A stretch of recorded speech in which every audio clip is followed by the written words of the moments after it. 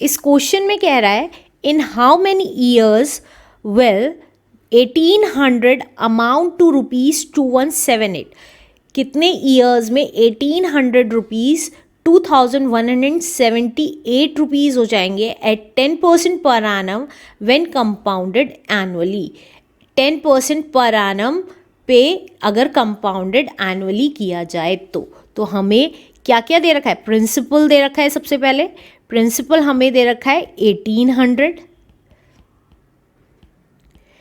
और हमें अमाउंट दे रखा है, यहाँ पे रुपीज़ लिख लीजिएगा, अमाउंट दे रखा है दैट इज़ रुपीज़ 2178 और रेट दे रखा है हमें that is 10% per annum, right. अब हमें क्या निकालना है, टाइम निकालना है। तो टाइम नहीं पता है तो लेट कर लेते हैं, let the time be T, T है टी ईयर्स,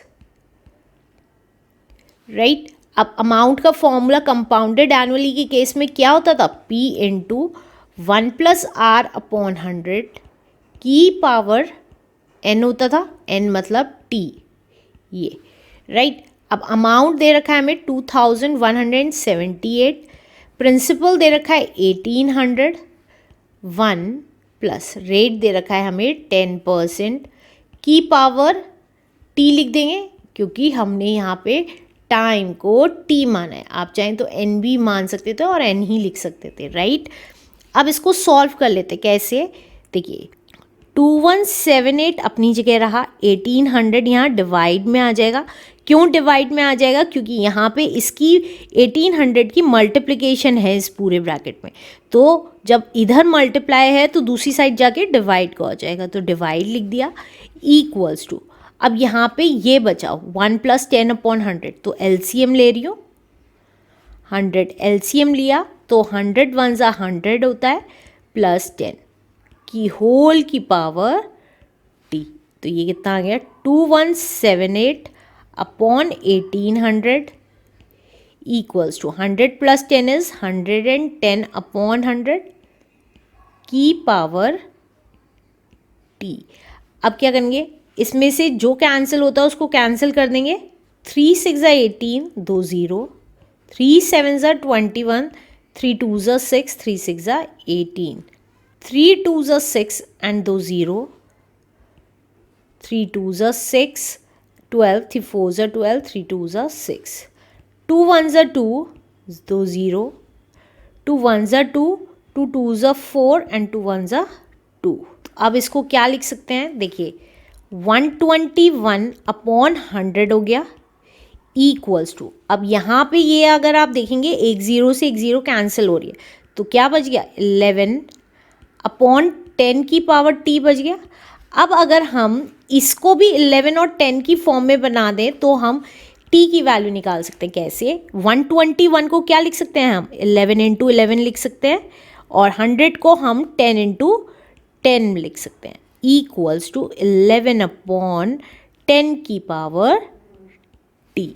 तो ये देखिए अब 11 2 टाइम्स आया और 10 भी 2 टाइम्स आया है, तो हम इसको क्या लिख सकते हैं 11 अपॉन 10, दोनों की पावर 2 लिख सकते हैं क्योंकि दोनों 2 बार आए थे, इक्वल्स टू 11 अपॉन 10 की पावर टी। तो देखिए जब बेस सेम है तो इक्वल टू के केस में पावर्स इक्वल हो जाएंगी, तो हम क्या कह सकते हैं टी हमारा कितना आ गया 2, तो hence time be 2 years is the answer. Let's do next question now.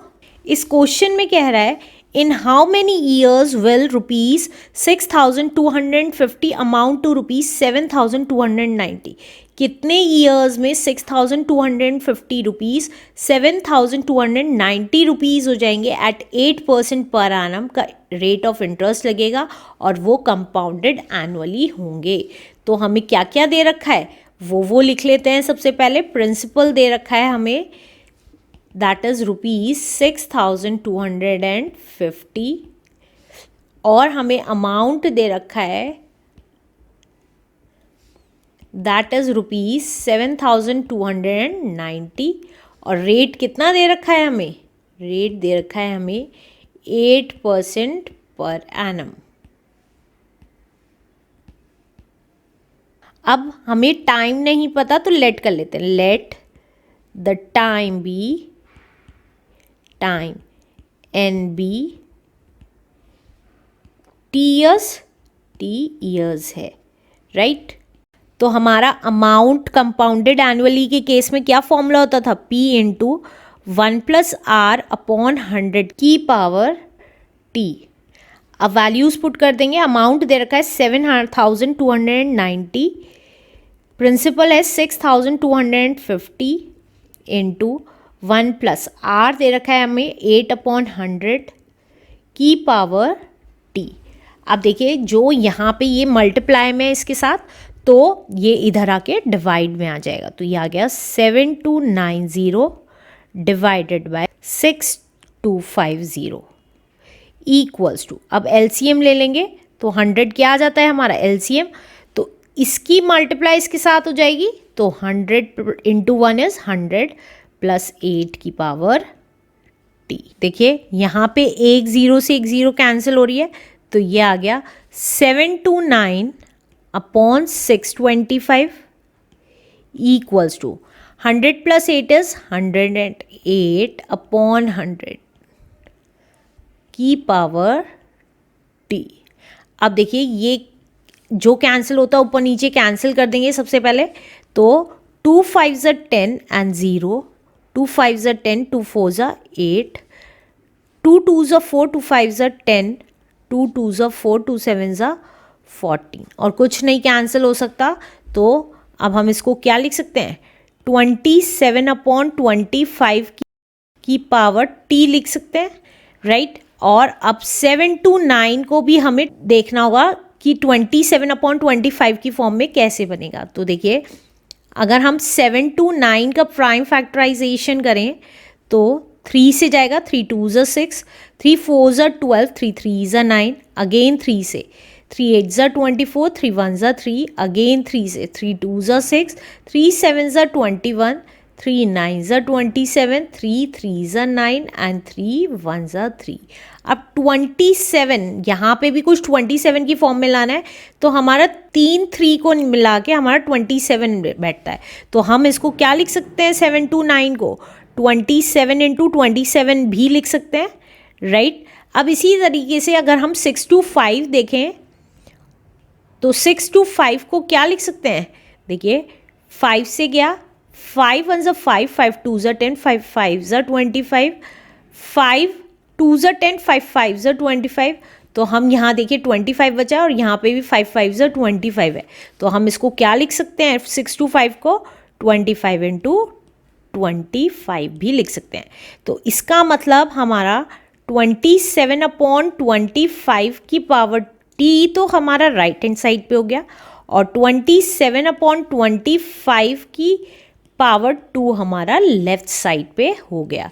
तो अब हमें देखिए पावर की फॉर्म में T भी पता चल रहा है, देखिए अब हमें पावर की फॉर्म में T पता चल रहा है, जब बेस सेम होते हैं तो पावर्स भी इक्वल होती हैं, तो हम कह सकते हैं हमारी T कितना आ गया 2, तो हम लिख देंगे यहाँ पे hence time be 2 years is the answer. Let's do next question now. अब इस क्वेश्चन में कह रहा है the population of a town is 1,25,000। Town की पॉपुलेशन 1,25,000 है। It is increasing at the rate of 2% per annum. ये हर साल 2% के रेट से इंक्रीज हो रही है। What will be its population after 3 years? तो 3 साल बाद उस टाउन की पॉपुलेशन क्या होगी ये बताना है। तो प्रिंसिपल क्या होता है, आज की डेट में जैसे पैसे के केस में आज की डेट में हम कितना पैसा जमा कर रहे हैं वो होता है प्रिंसिपल। अब यहाँ पे प्रिंसिपल क्या होगा, जितनी आज की पॉपुलेशन है। तो आज की प्रेजेंट पॉपुलेशन कितनी है, जिसे हम प्रिंसिपल भी कहेंगे। प्रेजेंट पॉपुलेशन है हमारी, दैट इज 1,25,000 है। कितने रेट से इंक्रीज हो रही है, rate of increase, that is 2% per annum के रेट से इंक्रीज हो रही है, राइट। हमें कितने साल बाद की पॉपुलेशन निकालना है, 3 ईयर्स बाद की, तो टाइम कितना दे रखा है हमें, दैट इज 3 ईयर्स। तो अमाउंट किसे कहते थे कि हमें क्या निकालनी है, अब 3 साल बाद की पॉपुलेशन निकालनी है, तो पॉपुलेशन आफ्टर 3 ईयर्स। तो देखिए, अगर आप कॉन्सेप्ट समझें, जो अमाउंट मिलता था, ये हम 500 रुपये जमा करते थे, 2 साल के लिए करते थे और 10% के रेट से करते थे। तो मान लीजिए ये अमाउंट हमें 2 साल बाद 600 रुपये मिला, तो ये जो अमाउंट होता था और ये प्रिंसिपल होता था। अब आज की डेट में पॉपुलेशन हमारी 1,25,000, तो प्रेजेंट पॉपुलेशन प्रिंसिपल हो गया, रेट हमारा परसेंटेज में ही दिया हुआ है, टाइम हमारे ईयर्स में ही दिया हुआ है। लेकिन ये जो 600 रुपीज़ है वो क्या आती है, पैसा जमा करने के 2 साल बाद का पैसा आता है। इसी तरीके से पॉपुलेशन आफ्टर 3 ईयर्स क्या हो जाएगा, हमारा अमाउंट हो जाएगा, राइट। तो इसका मतलब हमारा सेम फॉर्मूला यूज होगा यहाँ पे भी, तो वही कर रहे हैं। तो देखिए, प्रेजेंट पॉपुलेशन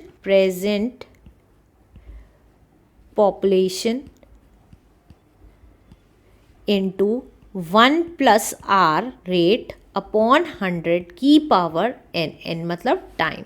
तो ये कितना आ गया, प्रेजेंट पॉपुलेशन है हमारी 1,25,000, 1 प्लस आर है हमारा 2% और टाइम है हमारा 3 ईयर्स। तो ये कितना आ जाएगा, 1,25,000 एज इट इज़। अब हम क्या लेंगे, एलसीएम ले लेंगे, 100 एलसीएम आ गया, तो 100 वन ज़ा 100 प्लस 2 की पावर 3, तो ये आया 1,25,000 इंटू 100 प्लस 2 इज 102 अपॉन 100 की power 3। 1,25,000 as it is, 102 upon 100 की पावर 3 है, तो 3 बार लिख देंगे 102 अपॉन 100, तो 102 अपॉन 100, 102 अपॉन 100 इंटू 102 अपॉन 100। तो देखिए, जो कैंसिल होता है उसको कैंसिल कर देते हैं, 2 ज़ीरो से 2 ज़ीरो कैंसिल हो गई, 1 ज़ीरो से 1 ज़ीरो कैंसिल हो गई।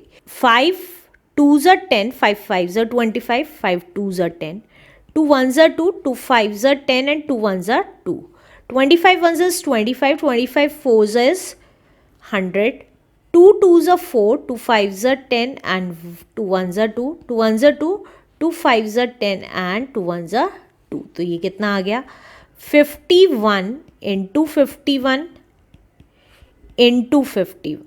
तो ये कितना आ गया, पॉपुलेशन हमारा, साइड में कर रही हूँ, 51 इंटू 51, 5 एंड 1, 5 1 ज़ा 5, 5 5 ज़ा 25, 1 10 6 एंड 2 इंटू 51।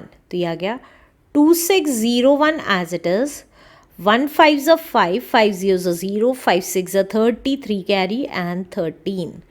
तो ये आ गया 156,231। तो दैट मीन्स हमारी 3 साल बाद की पॉपुलेशन कितनी हो जाएगी, दैट इज 1,32,651। यहाँ लिख देंगे hence population after 3 years will be 1,32,651 is the answer. Let's do next question now.